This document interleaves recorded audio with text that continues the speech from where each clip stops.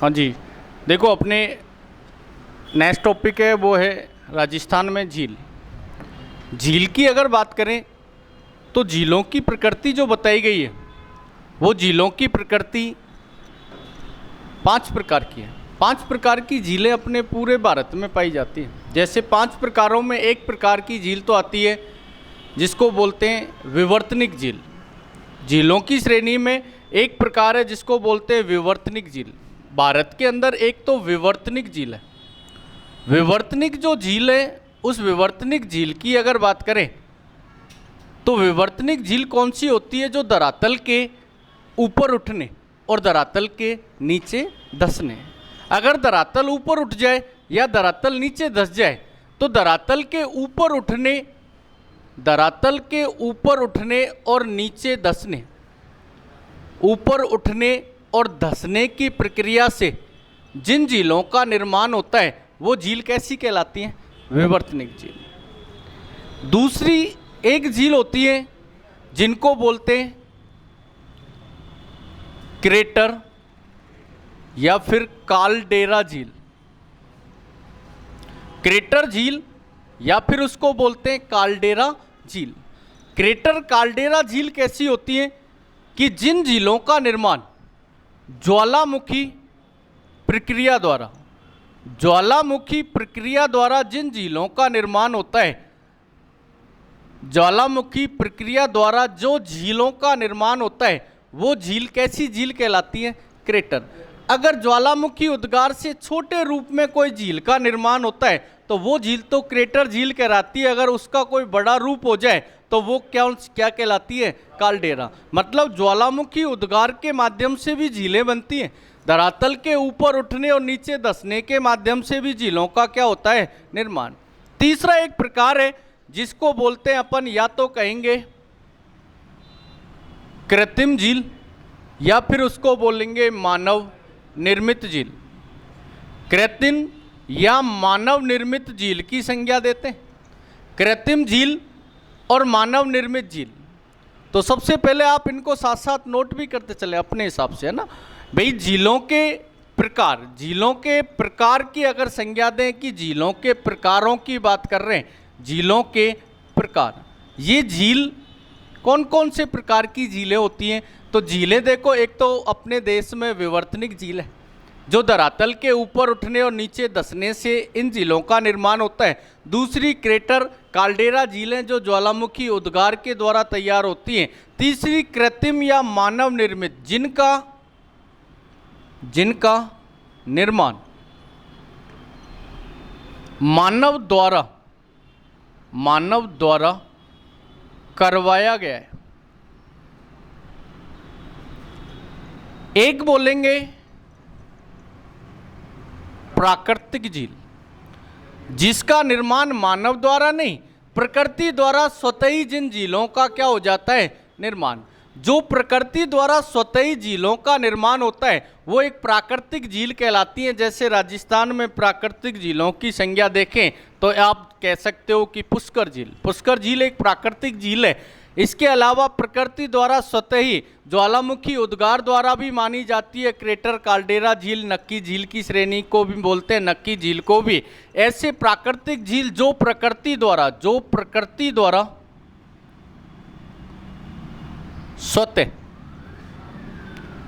स्वतः निर्माण होता है, जो प्रकृति द्वारा स्वतः ही निर्माण होता है वो झील कहलाती है प्राकृतिक झील। एक श्रेणी आप और भी निकाल सकते हो जैसे कि हिमानीकृत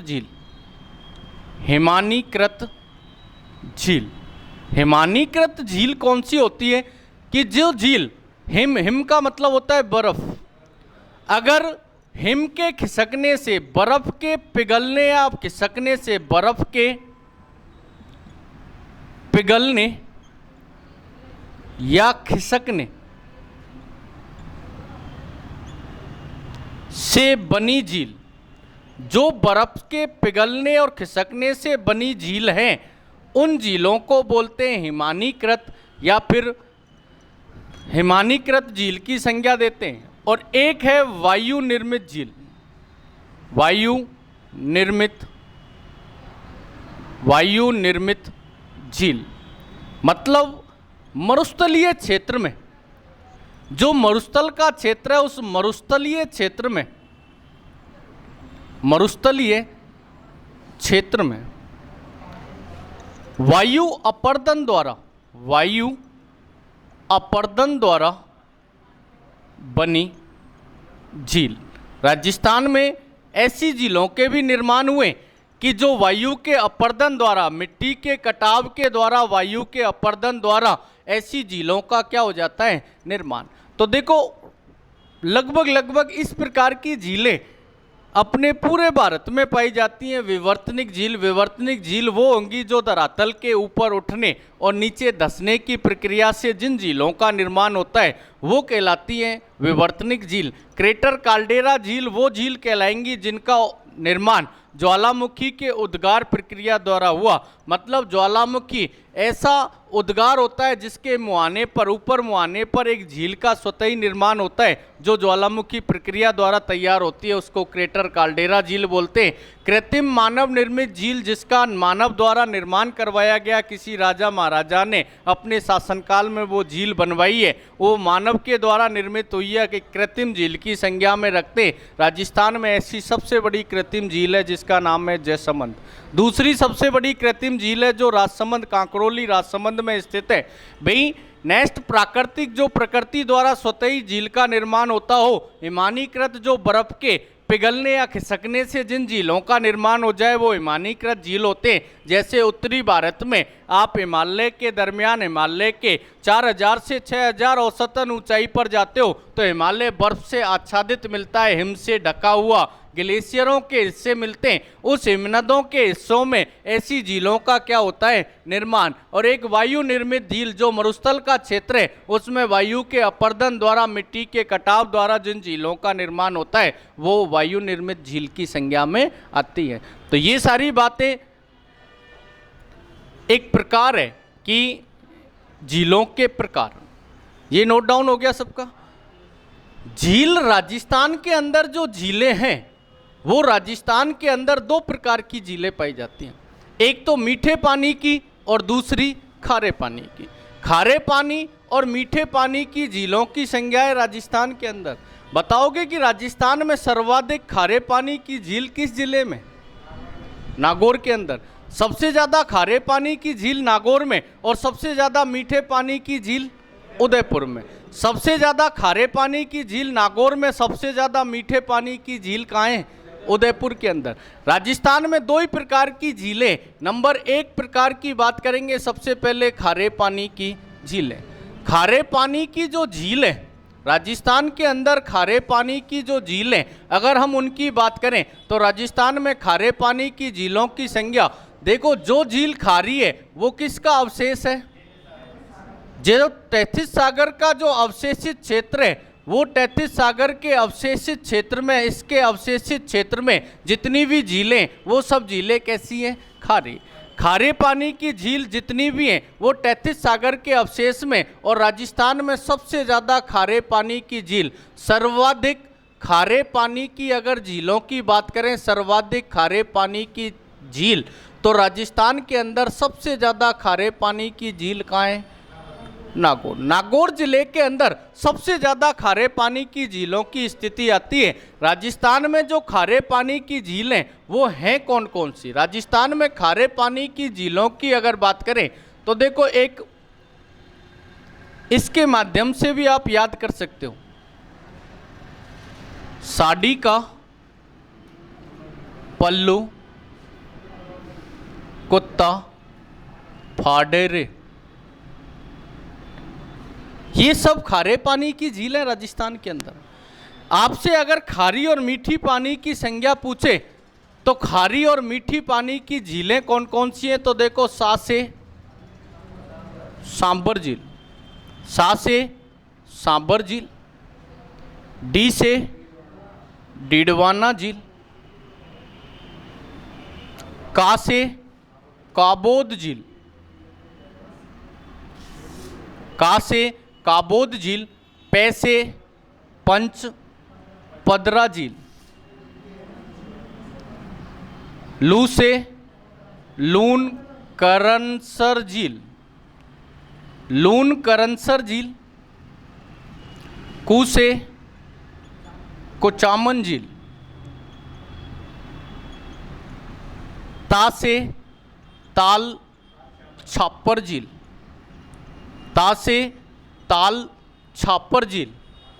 नेक्स्ट फै से फलौदी झील, फलौदी झील। डे से डेगाना झील, डेगाना झील। और रे से रेवासा झील। रेवासा जो झील है ये भी खारे पानी की झील है। मूलतः ये खारे पानी की झील है राजस्थान के अंदर, जैसे सांबर है, डीडवाना है, काबोद है, पंचपदरा है, लूनकरनसर है, कुचामन है, तालछापर है, फलौदी है, डेगाना है और रेवासा। सबसे ज़्यादा खारे पानी की झील है वो किस जिले के अंदर है? नागौर में। अगर हम इनकी मूल स्थितियां देखें कि ये राजस्थान में ये जो झीलें हैं इनकी स्थिति किन किन जिलों में आती है, तो सांबर झील है वो कहाँ स्थित है? जयपुर में। सांबर कहाँ स्थित है? जयपुर के अंदर। नेक्स्ट डीडवाना झील की स्थिति देखें तो नागौर के अंदर डीडवाना झील आती है। काबोद कहाँ पड़ती है? जैसलमेर में काबोद झील की स्थिति आती है। पंचपदरा बालोतरा तहसील है बाड़मेर के अंदर, बाड़मेर में इस पंचपदरा झील की स्थिति आती है। लूनकरनसर झील कहाँ पड़ती है? बीकानेर के अंदर लूनकरनसर झील की स्थिति आती है। कुचामन नागौर के अंदर कुचामन झील की स्थिति आती है। नागौर जिले के अंदर नागौर जिले में कुचामन झील की स्थिति आती है। तालछापर चूरू के अंदर इस तालछापर झील की स्थिति आती है। चूरू के अलावा फलौदी झील की जोधपुर में स्थिति आती है। जोधपुर जिले के अंदर फलौदी झील है। डेगाना नागौर के अंदर डेगाना झील है और रेवासा झील जिसकी स्थिति आती है सीकर जिले के अंदर। ये झीलें मुख्यतः खारे पानी की झीलें और खारे पानी की झीलों में सांबर सबसे बड़ी खारे पानी की झील है राजस्थान के अंदर। जिनमें से मुख्य जो अच्छी विशेष में आपसे अगर डिवाइडेशन पूछा जाए इनमें से कौन सी झील मीठे पानी की और कौन सी झील खारे पानी की है, तो मीठी और खारी पानी की अगर झीलों की अगर श्रेणी निकालें तो मीठे और खारे पानी की झीलों में ये सारी झीलें खारे पानी की हैं। अगर मैं आपसे पूछूं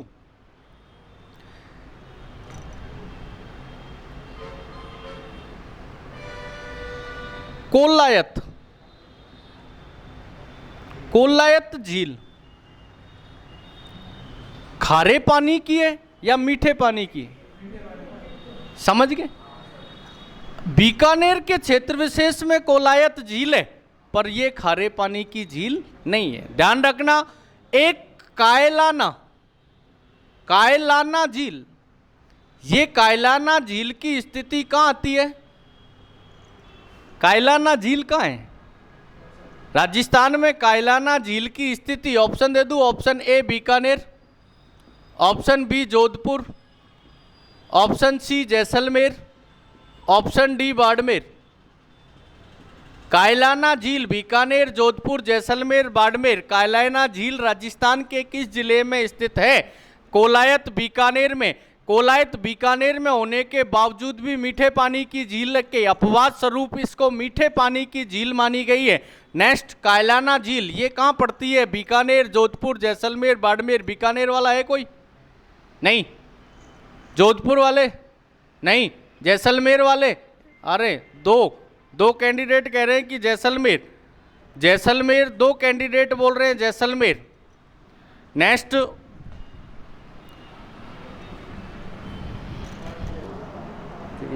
आंटी जी है उससे मना कर दे, पापा नहीं आ रहे आज जयपुर। बीकानेर, जोधपुर, जैसलमेर, बाड़मेर, इनमें अगर बात करें तो देखो बीकानेर जैसलमेर में आंसर दो के आ रहे थे, इसमें भी आ रहे हो?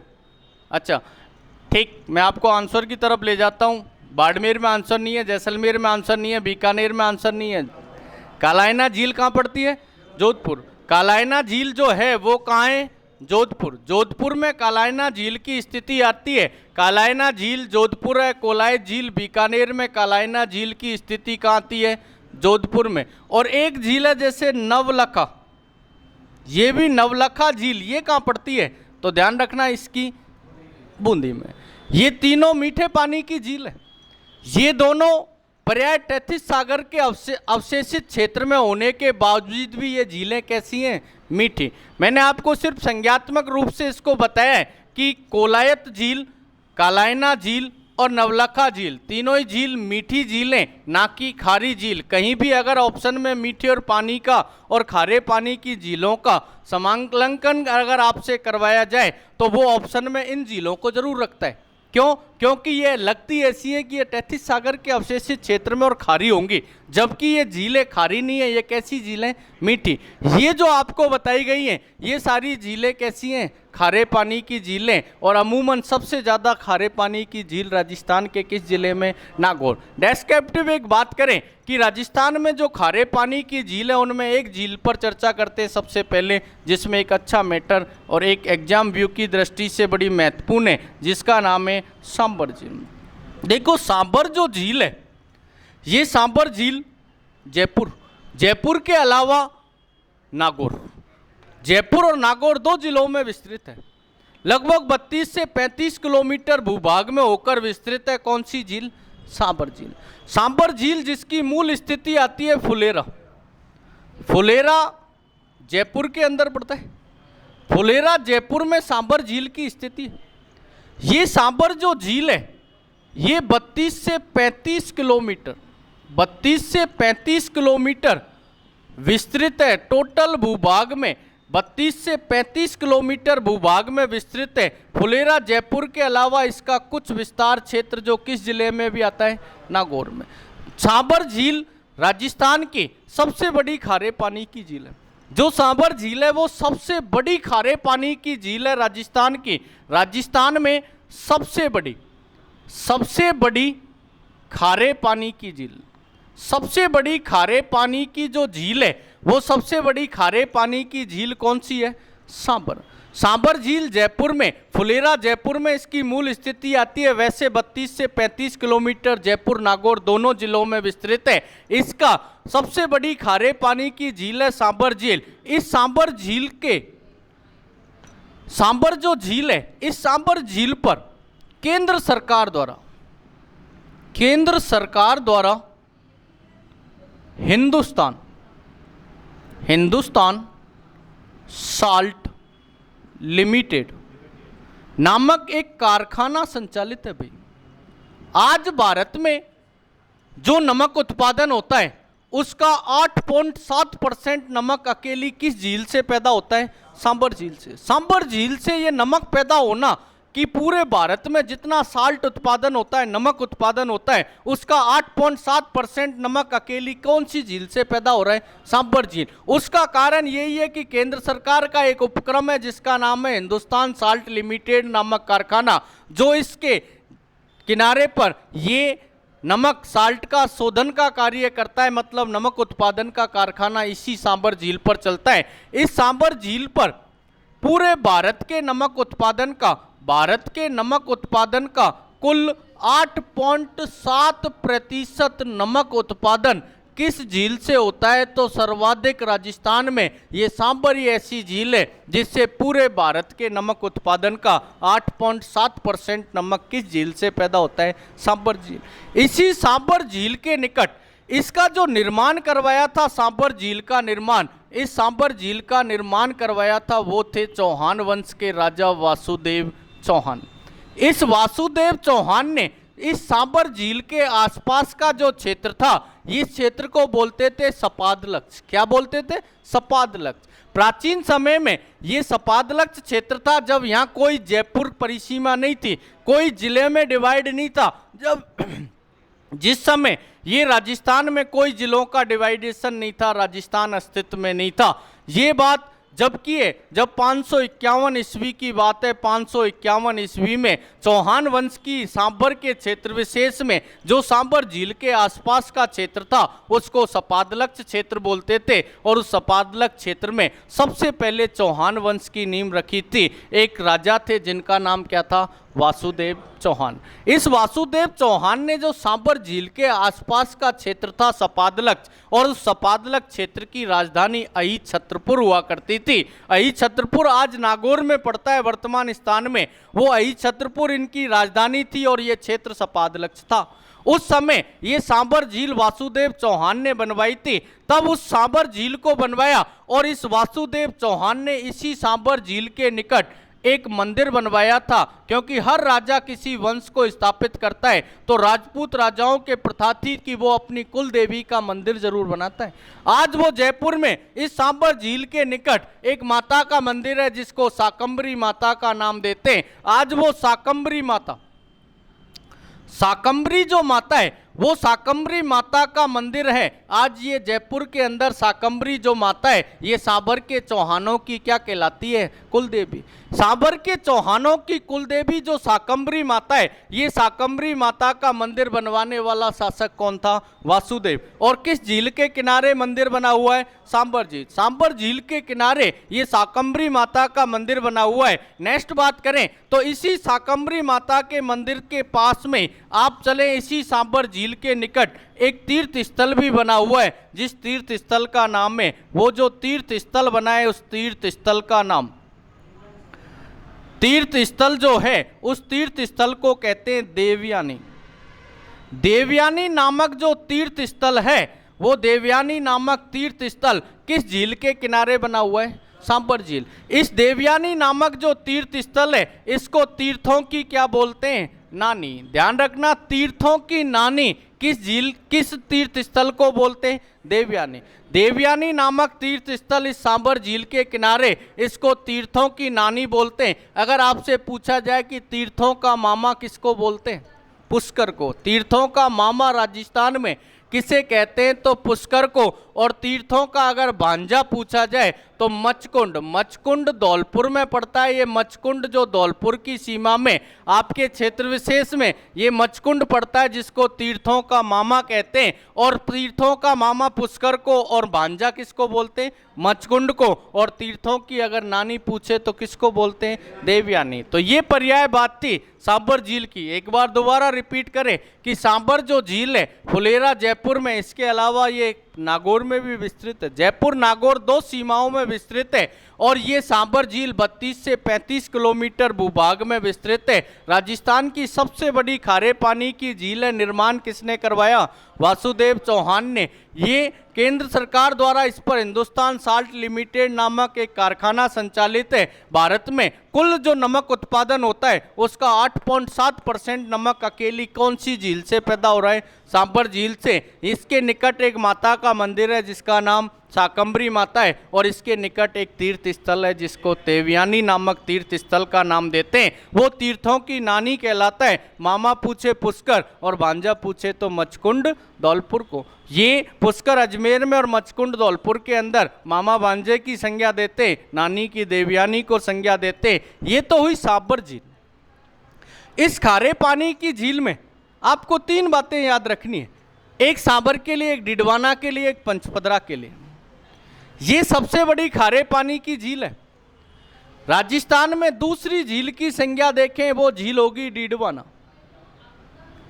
ये डीडवाना जो झील है, इस डीडवाना झील की मूल स्थिति किस जिले में आती है? नागौर में। नागौर में डीडवाना झील है। ये डीडवाना जो झील है, इस डीडवाना झील की अगर बात करें तो डीडवाना झील नागौर के अंदर है। नागौर में जो डीडवाना झील है ये राजस्थान की दूसरी सबसे बड़ी खारे पानी की, दूसरी सबसे बड़ी खारे पानी की क्या है? झील। डीडवाना झील दूसरी सबसे बड़ी खारे पानी की झील की संज्ञा देते हैं डीडवाना झील को। मूल स्थिति इसकी किस जिले में आती है? नागौर के अंदर। ये डीडवाना जो झील है इसमें 98% किसकी मात्रा पाई जाती है? फ्लोराइड। फ्लोराइड की मात्रा पाई जाती है। 98% इसमें फ्लोराइड की मात्रा है। सबसे ज़्यादा राजस्थान में अगर कोई खारी झील है तो वो तो सांबर है ही, खारे पानी की सबसे बड़ी झील। पर जिसका पानी सबसे ज़्यादा खारपन लिए हुए वो झील कौन सी है? डीडवाना। 98% पूर्णतः फ्लोराइड युक्त पानी है। अगर इस झील का पानी का सेवन कर ले तो इंसान में कुबड़ निकलने लग जाती है, वो दुख जाता है, इंसान दुखने लग जाता है, उसके जॉइंट काम करना बंद कर देते हैं। ऐसा कुबड़ पट्टी क्षेत्र, यही क्षेत्र कहलाता है आज अजमेर से नागौर, अजमेर से लेकर और नागौर, इधर अजमेर पड़ता है नीचे, इस अजमेर से लेकर और नागौर तक का जो भूभाग है, इसके बीच का जो क्षेत्र है जिसको कुबड़ पट्टी क्षेत्र, हॉच बेल्ट क्षेत्र, उसको नागौरी उच्च भूमि क्षेत्र या फिर उसको कुबड़ पट्टी क्षेत्र, हॉच बेल्ट क्षेत्र, नागौरी उच्च भूमि क्षेत्र के नाम से जानते हैं इस क्षेत्र में, क्योंकि यहाँ सबसे ज़्यादा फ्लोराइड की क्या पाई जाती है, मात्रा। उस फ्लोराइड की मात्रा इस डिडवाना झील में भी खूब पाई जाती है। अब फ्लोराइड युक्त पानी को अपन किस काम के लिए ले सकते हैं, क्या कर सकते हैं उस फ्लोराइड युक्त पानी में, तो ध्यान रखना कि इस डिडवाना झील पर एक तो कागज उद्योग, कागज की लुगदी तैयार करने के लिए सबसे ज्यादा खारपन वाला पानी चाहिए, तो कागज उद्योग, और दूसरा चमड़े का शोधन करने के लिए, चमड़ा साफ करने के लिए आप चमड़े को, एक मवेशी को जमीन में गाड़ो, अगर नमक नहीं डालो तो वो गलेगी नहीं, होता है ना, नमक वाला पानी चाहिए, उसके लिए हमेशा नमक होना चाहिए। तो उस चमड़ा जो उद्योग है, आज चमड़ा जो उद्योग कार्यरत है, वो चमड़ा उद्योग के लिए भी किस झील को संचालित किया गया है, डिडवाना। डिडवाना झील पर चमड़ा उद्योग और कागज उद्योग दोनों संचालित हैं, क्योंकि इन दोनों के लिए फ्लोराइड युक्त पानी की आवश्यकता होती है, और फ्लोराइड युक्त पानी की आवश्यकता के कारण कागज उद्योग और चमड़ा उद्योग संचालित है। इसके अलावा इस डिडवाना जो झील है, इसमें फ्लोराइड की जो मात्रा है, उस फ्लोराइड की मात्रा को कम करने के लिए एक परियोजना चलाई गई। जो परियोजना इसकी मात्रा को कम करने के लिए चलाई गई थी, उसका नाम है जायका परियोजना। ध्यान रखना, ये जायका जो परियोजना है वो किस झील में चली है, तो वो किस झील में चलाई गई थी, डिडवाना झील। डिडवाना झील में जायका परियोजना मैं लिखा दूंगा। डिडवाना झील में जो जायका परियोजना है वो फ्लोराइड की मात्रा को कम करने के लिए चलाई गई थी। आपसे नेक्स्ट एक क्वेश्चन है कि ये जायका परियोजना जो चलाई वो किस झील में चली, तो आंसर क्या दोगे, डिडवाना। परंतु किस देश की सहायता से चलाई गई, ऐसे क्वेश्चन पुटअप करता है। जायका परियोजना किस झील में संचालित की गई थी, तो वो डिडवाना झील में। क्यों संचालित की थी, क्योंकि फ्लोराइड जो पानी में होता है, उस फ्लोराइड की मात्रा को कम करने के लिए जायका परियोजना इस डिडवाना झील में चलाई गई थी। और जायका परियोजना किस देश की सहायता से, किस देश की सहायता से ये जायका परियोजना चलाई गई, अगर आपसे ये पूछ लिया तो जैसे जायका बनता है ना, तो जैसे जापान भी बनता है, हुआ याद। जैसे जायका परियोजना किस देश की सहायता से चली, जापान। ध्यान रखना, जापान देश की सहायता से आपने यहाँ राजस्थान में डिडवाना झील में जायका क्या चलाई गई थी, परियोजना। ये जायका परियोजना जापान देश की सहायता से चलाई गई थी। नेक्स्ट एक और बात करेंगे किस झील पर, तो वो झील होगी पंचपदरा। ये जो पंचपदरा झील है, उस पंचपदरा झील के लिए बात करें तो ये पंचपदरा जो झील है राजस्थान में बालोतरा बाड़मेर के अंदर इसकी स्थिति आती है। सबसे उत्तम श्रेणी का, सबसे खाने योग्य सर्वश्रेष्ठ श्रेणी का नमक किस झील से पैदा होता है, सर्वाधिक नमक किससे पैदा होता है, सांबर से। सबसे ज्यादा फ्लोराइड की मात्रा किस में होती है, डिडवाना में। परंतु सबसे ज्यादा उत्तम श्रेणी का, सर्वश्रेष्ठ श्रेणी का खाने योग्य जो नमक पैदा होता है वो किस झील से होता है, पंचपदरा। बालोतरा बाड़मेर में इसकी स्थिति आती है पंचपदरा झील की। इसमें सबसे उत्तम श्रेणी का जो नमक पैदा होता है। दूसरी बात, लगभग इसमें 98% इसमें NaCl की क्या पाई जाती है, मात्रा। 98% इस पंचपदरा झील में NaCl की मात्रा पाई जाती है। और इस पंचपदरा झील का नमक खाने योग्य कैसे हो गया, वो कारण ये कि इस पंचपदरा बालोतरा बाड़मेर के क्षेत्र विशेष में एक जाति निवास करती है। उस जाति का नाम है खारवेल। ये खारवेल जो जाति है, ये खारवेल जाति यहाँ स्थानीय क्षेत्र विशेष में एक झाड़ी पाई जाती है, उसको बोलते हैं मोरली। ये मोरली झाड़ी है, खारवेल जाति। इस मोरली झाड़ी से नमक को, स्फटिक नमक को साफ करने का कार्य करती है। इनका ये स्वरोजगार है वहाँ का। इस बाड़मेर क्षेत्र विशेष में खारवेल जाति का स्वरोजगार कि वहाँ नमक को स्फटिक करने का कार्य करती है और उस नमक को मोरली झाड़ी से स्फटिक करने के कारण ये नमक सबसे उत्तम श्रेणी का खाने योग्य जो ब्रांडेड नमक है वो इस पंचपदरा झील से पैदा होता है। तो ये सिर्फ संदर्भित बात हमने खारे पानी की है। नेक्स्ट आपसे मीठे पानी की झीलों पर बात करेंगे। मुझे आशा है कि शायद आपको समझ में आएगी। सिद्धम क्लासेज की इस मंच से आपको जो भी संदेश हम पहुंचा रहे हैं उसके लिए हम आपके आभारी हैं कि आप हमारे साथ क्लास से जुड़े। नेक्स्ट क्लास में आपको मीठे पानी की झीलों से संदर्भित कराते हैं। मैं दिलीप शर्मा आपका तहे दिल से स्वागत करता हूं कि आप इस बैच के साथ जुड़े। एक बार डेमो लें, फिर नेक्स्ट क्लास में आपसे फिर मुलाकात करते हैं।